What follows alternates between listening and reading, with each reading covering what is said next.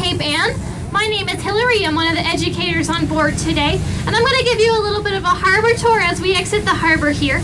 But first we need to go over some technical things.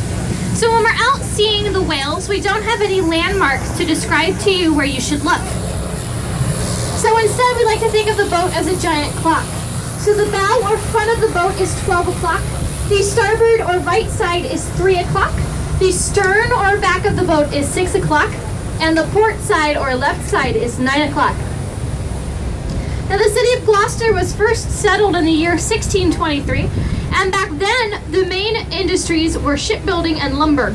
But by the mid-1600s that did switch over to fishing, and it remains so today, and we have a lot of evidence of that right here in the harbor.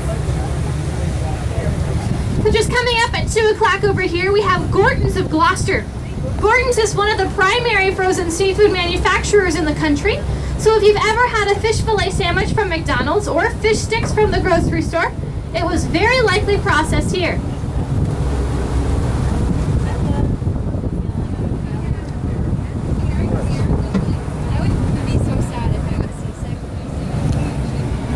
Coming up at 1 o'clock and again at 9 o'clock, these large brown buildings are Maricold cold storage facilities.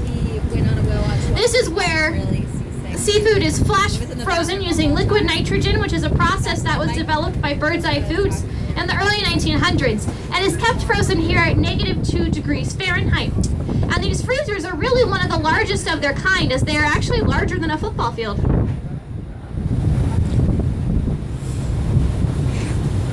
At 1 o'clock, that long white building over there is the Gloucester Seafood Display Auction.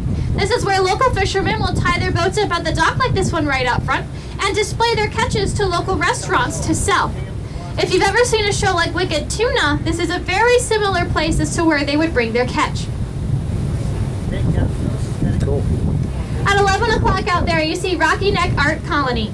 It is one of the oldest running art colonies in America and is still very active today. There's a lot of restaurants and shops out there that you can go see. And there have been quite a number of famous people who have stayed there for part of their lives, such as Louisa May Alcott.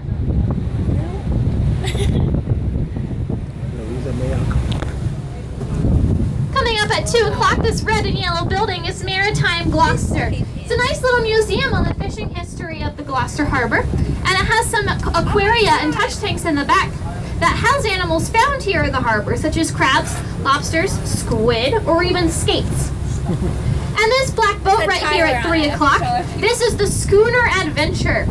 She was built in the 1920s and was considered a highliner, which meant that she caught the most fish than any other boat of her kind. She was retired in the 1950s and is now a historical landmark.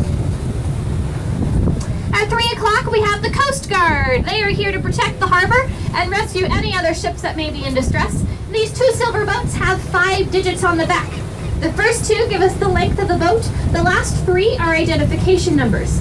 Those boats have the ability to right themselves if they should capsize and can do so in about 11 seconds. And any boats longer than 100 feet are given their own name. At 2 o'clock out there, you see Cape Pond Ice. And that business was founded in 1848. And they would collect ice from local lakes and reservoirs and as far away as Lake Winnipesaukee in New Hampshire. And they would sell that ice to fishermen. And this really revolutionized the fishing industry, as it would allow the fishermen to go out on longer trips and bring in much larger catches.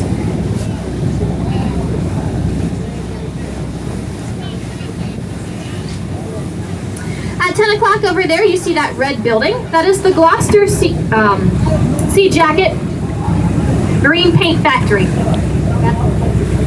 And they created a copper paint that was applied to the bottom of boats to deter fouling organisms, such as barnacles or worms, from attaching to the boats. It was, however, found that paint was toxic to the environment.